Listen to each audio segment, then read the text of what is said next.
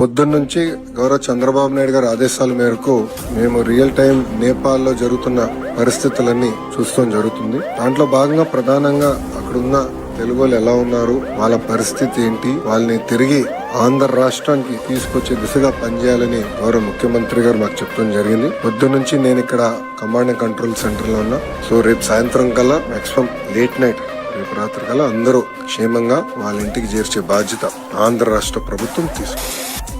A very warm welcome on board this special charter flight. We're really happy to have you with us today. I'd like to take a moment to thank the government of Andhra Pradesh, Shri Nara Chandrababu Naidu and Shri Nara Lokesh for arranging this aircraft and making it possible for us all to travel together. Vizag నుంచి వచ్చిన 10 మంది పొఖారా నుంచి ఇక్కడికి కాఠ్మండు వచ్చాము.